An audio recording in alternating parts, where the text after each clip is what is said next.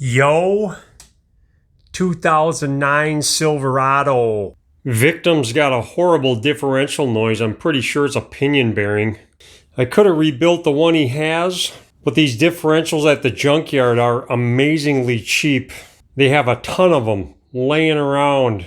So he talked himself into just putting one of these in. I told him just make sure it's drum to drum and everything's on it. And he gives me this. They cut the e-brake cables. There's no brake lines on it. It's all rusted pretty bad. There's a broken bolt right here I'm going to have to deal with, I think. So this isn't drum to drum. If it's drum to drum, it's going to have the e-brakes, the brake lines. Everything's going to be on here. Thankfully, the ABS wires aren't broke or anything. Hopefully those work. This thing's so rusted out, if I got to take those out, I'm going to have a problem with that too.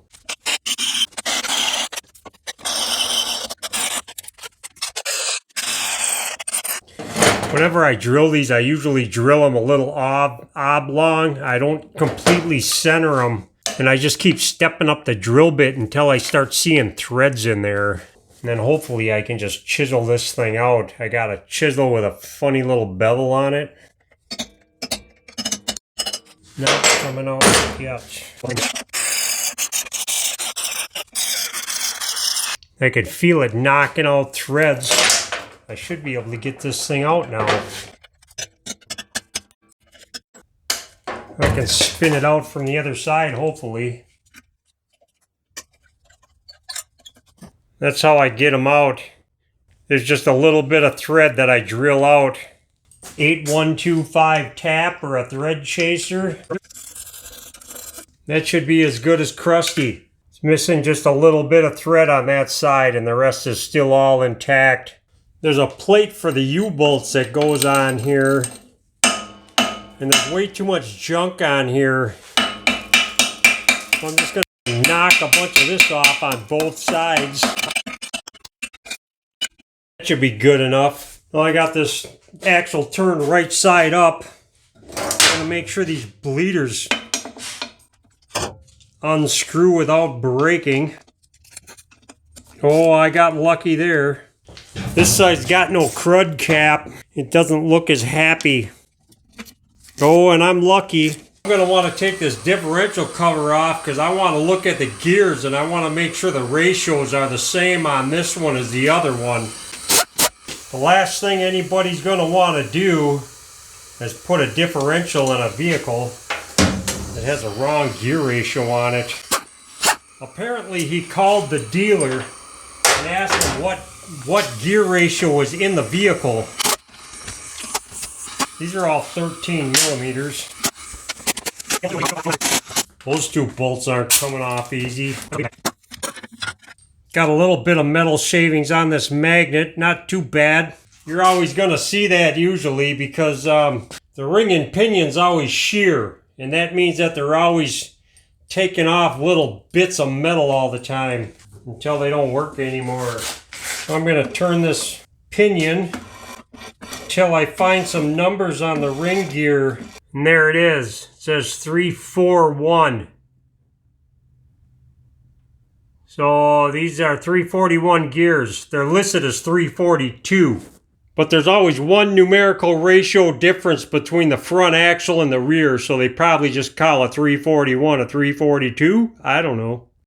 Everything appears to be in working order in here. Looks pretty good. I'm going to clean this gasket surface up a little bit.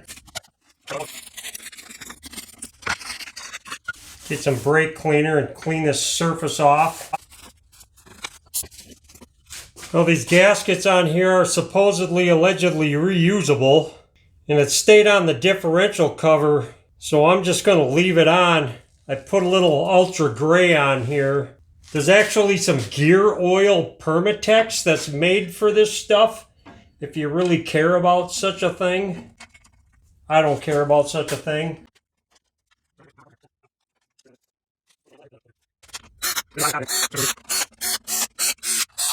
That long bolt I'm going to have to take off again, but for now I'm just going to torque everything down.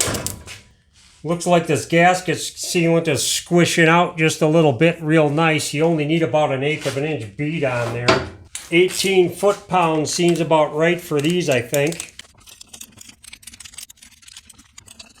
These U-joint straps are 7/16. That's an 11 millimeter for all you metric guys. Get a pry bar in here and give it a little pop. Want to make sure these U-joints aren't all crusty and crunchy. They feel really good. If you see dust particles of rust all over the place too, that's pretty much a dead giveaway that these U-joints are going to be no good. I'm not going to pop this thing out of the transfer case either. I can just bungee cord it up. That way I can leave it in the transfer case. Now I looked at the numbers on this ring gear and it had a bunch of dorky numbers, so I looked at the pinion and it says 12 by 41. So that's probably a 341. There's one other way I can double check this.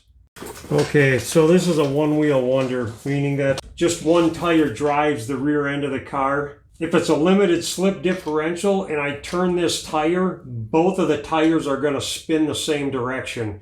On a one-wheel wonder, the other tire either won't move at all or spin the opposite direction.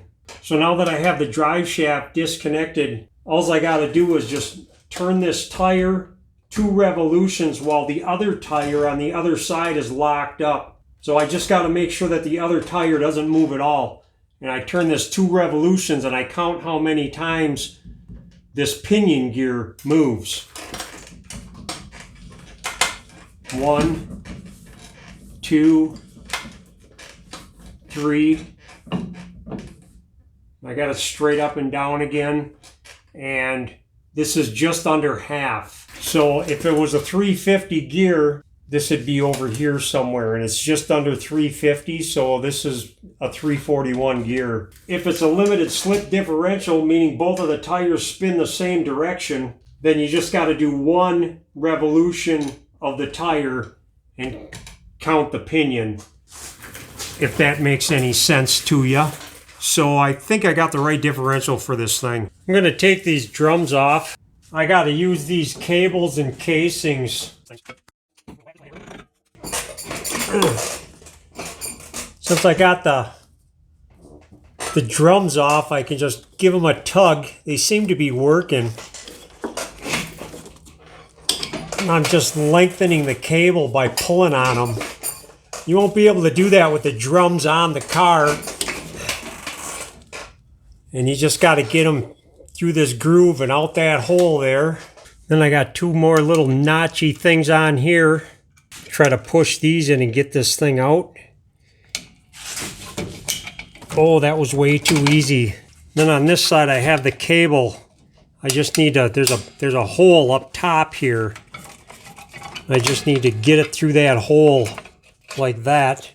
Then I can pull this cable out. And I just need to do the same to the other side, and I'll be able to reuse these cables. Now, if this was an ideal job, this bracket would still be on the axle with the brake lines, but this is less than ideal, so I got to reuse these lines. What I'm going to want to do first off is pinch off these flexible hoses. I just want to very lightly crimp them. I don't want to crush them too bad. Just enough to shut off the flow.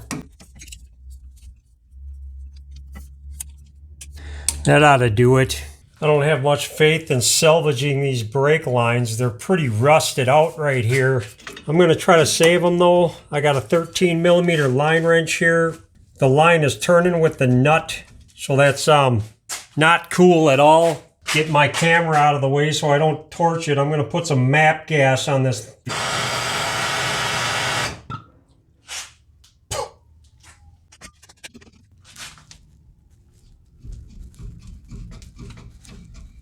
That seemed to work. Still looks like a good solid line. Hopefully I'll get lucky on the other side. I have some plastic things holding these brake lines on. Looks like there's 3 13 millimeter brackets here.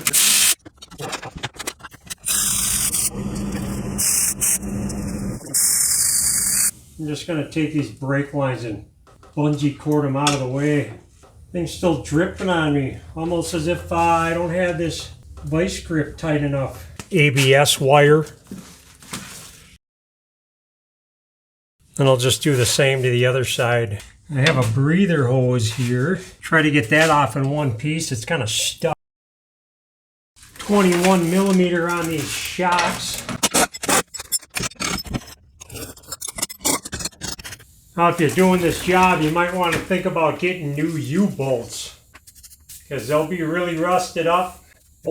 I just replaced a leaf on this, I don't know, a year or two ago, so the U-bolts are replaced. They're not that old, so I'm going to reuse them. I have the axle supported, 21 millimeter.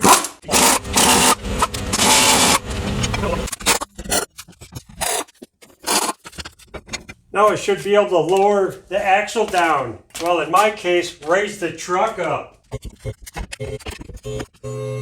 I'm going to try to get this on the ground without hurting myself and put the other one in its place.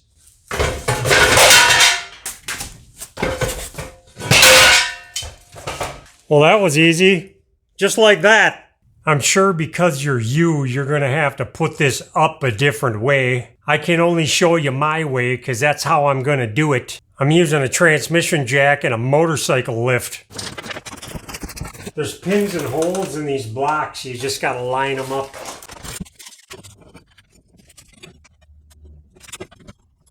I'm going to want to torque these U-bolts down to nice and square and up there. Took the drums off, and these brake pads and the brake assembly looks amazingly good enough. I already put the brake lines on and the ABS wire. Now I got to get this cable on. I already fed it through and put it in, and the trick is to unload this thing as much as you possibly can. So I just kind of wedge something in here like this, and that'll give me a longer e-brake cable. I already got the one from the other side on. The second one's always the hardest because it's going to be the shortest. A little vice grip on there for a little leverage. Then I pull my pry bar out and it tightens right up. I might have to take the cap off the brake reservoir. I'm not sure. I'm going to try not to for now. Take these vice grips off. I got an 8 millimeter. I can open up these bleeders and just let them gravity bleed out until there's no air. You're going to want about 74 foot-pounds on these U-bolts. And the shock bolts are 85. There's little notches holding these U-joint caps in. You want to make sure they're in the notches. 15 foot-pounds on these strap bolts. Now I get to try my luck with this rusty fill hole. It should be a 3/8. It's a little smaller than that though because of rust. I went to Wally World and got 3 quarts of synthetic 75/90. It calls for just over 2 quarts, so I'm going to put 2 quarts in and check it. You generally want it about 1/8 of an inch below this hole. I got a zip tie here. I just bent at a 90-degree angle. I'm not there yet. There, I'm right at about, that's about 1/8 of an inch, maybe a 1/4 inch. A little more for good measure. I'll call that good. Tighten this bolt down to tight enough not to leak.